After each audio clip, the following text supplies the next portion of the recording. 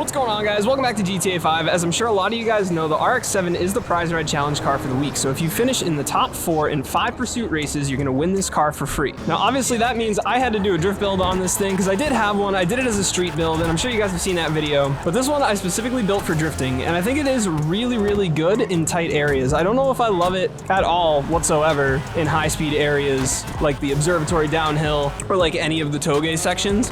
But it's really, really good in some other areas like parking lots and parking garages. And so you guys know the drill. We're gonna go through the entire build so you guys can copy it down exactly the way I have it if you'd like. And then we're gonna go driving. This time I'm gonna show you guys a couple of my favorite spots, and we're gonna go step by step on how to drive this thing because it is pretty nuanced, and I think that I can give you guys some really helpful tips. So let's head on in to the mod shop. Missed it by a mile. Holy cow.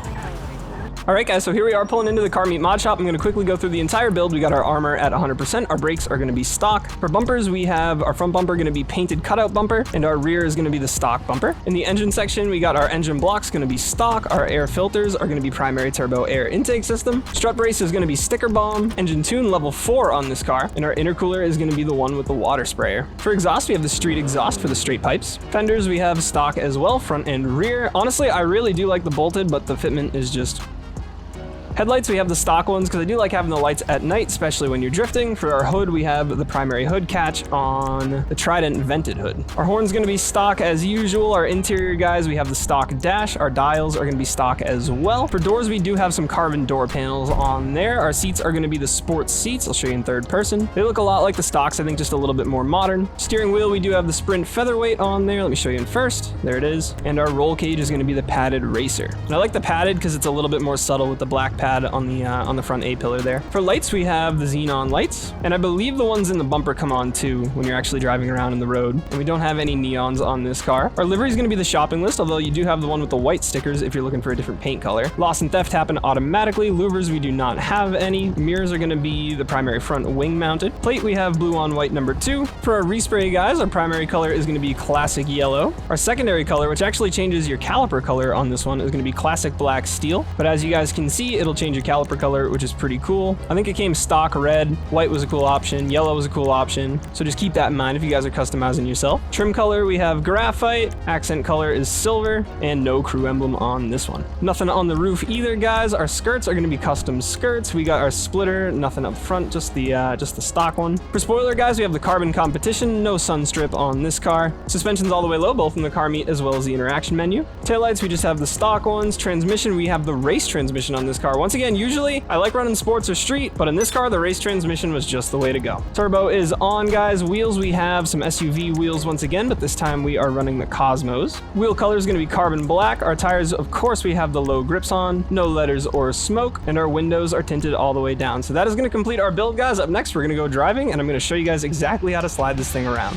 All right, guys, so here we are for spot number 1 in the RX7. Let me show you where we're at on the map. And this spot is honestly great for feeling out any drift car, but specifically the RX7. And the reason I say that is because the RX7 has 2 main problems. One is that it spins out too easy if you leave it at red line too long. Let me show you what that looks like. So right there. And a lot of cars have that issue, so you really need to know when to let off the gas. The other issue is that sometimes it just grips up, and that's a little bit harder to show you at lower speeds, but it's really the reason why I say this is a better car for tight sections. It thrives in sections like this, where it's constantly changing momentum. Let me see if I can get the front to grip up like out here. See, like right there. Actually, that was good. No, I'm not gonna be able to get it to, it seems to be a theme of recording these videos for you guys. I try to show you a problem with the car and then it just doesn't do it, but one thing I think that's really important about practicing up here, and why I called it the first of our 2 spots today, is because I really think this is a great spot to feel out the clutch kick. And the clutch kick in the RX7 specifically, you can do it anywhere in the rev range, and it's not gonna bog out the engine or slow your car down too much. And that's a really, really useful tool when it comes to drifting in other sections. So I would highly recommend you guys come out here and just honestly hold the throttle down and just keep hitting the handbrake, keep doing the clutch kick, and you guys will see you can do it super low in the rev range. Like, you can get this thing absolutely crawling, tapping the handbrake if you want. So you have pretty much unlimited handbrake taps when you're drifting this car, and it really helps to know sort of where the limits are. And then once you're comfortable with that up here too, guys, what you can work on is leaving the car up at red line, but rolling off your throttle when you do it. So if you're full throttle all the way through your red line, you're going around just like that. But if you roll off your throttle a little bit as you hit the red line, you'll feel the car grip up a little bit and you'll be able to drive back out of your drift just like that. So I'm gonna be about half throttle. As soon as the car starts I'm half throttle, right? And so that's something that is really, really important when you go into different sections. Now I do want to show you guys the front gripping up real quick before we go to spot number 2. So I'm gonna go out into the road and just kind of show you guys why I prefer tight sections in this car to like freestyle or, you know, downhills or togeys. So it's like really easy to show you guys out here. That was a good drift, but like right there, I guess, kinda, where the front wiggles out, it's just sticky. It doesn't really extend, and it seemed like there was really no combination of engine tune and transmission that fixed that. So that's spot number 1, guys. We're gonna head over to spot number 2, where I think is really the place where you go to master this car. All right, guys, we're pulling up here to spot number 2. Let me show you where we are at on the map. So right here, if you guys are looking to drive this spot for yourself, now do not get discouraged if you try this spot and you spin out or crash or any of that stuff. It's a tricky spot, so this is the line I've been kind of running, but honestly, you can just freestyle anywhere in this whole section. It's like a drift park for the RX7, and some of this stuff is really challenging, not gonna lie. This stuff is lower grip, so it's easy to spin out. This is higher grip, and there's a long extension through here that you really need to get comfortable on red line without spinning out or gripping up. Through here is really tight, so you can feel out what your acceleration is like. So this is pretty much the opposite of the rooftop. The rooftop is like just super flat and simple and basic so that you can really feel out the car and what the clutch kick likes to do. This is the opposite. This is where you go to apply every single technique that you can use to get this car drifting. So like I said, you can run it freestyle, you can run it backwards too. Backwards is really fun. Really hard to link that long corner backwards, but we'll try. Oh no, I hit the wall. Rip, how beat up is it? Wow, no damage. We'll try that again. That was a fast entry. I don't know why I thought I was gonna pull that off. I was trying to show off for you guys, I guess. But it is super fun, that entry. You definitely wanna kind of flick it in, like go left and then right. There we go, that was better. A little close on the wall.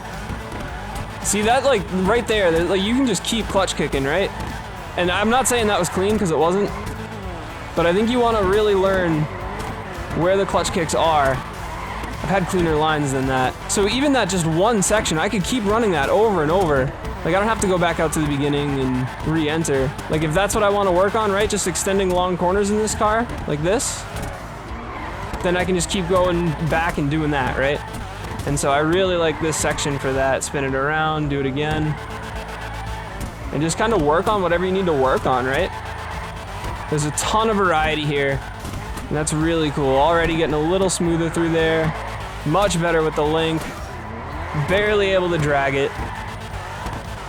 And so, yeah, other than that, guys, I think that is pretty much it for this video. This is a really great, fun car. I highly recommend it if you're looking for a little bit more of a challenge as far as drifting, because honestly, like I said earlier, once you get it, especially in tight areas like this, it is super, super fun, and it really does get down. I definitely wouldn't recommend it as like a jack of all trades, that's for sure. I definitely don't think it's the best drift car in the garage, but it is super fun. Oh man, and it looks great too, honestly. I'm like super happy with how the build itself turned out. So guys, if you did enjoy the video or you found it useful at all, feel free to leave a like down below, subscribe for more CarX. Guys, if you did enjoy the video or found it useful at all, feel free to leave a like down below, subscribe for more GTA 5 content just like this, and I'll see you in the next one. Peace.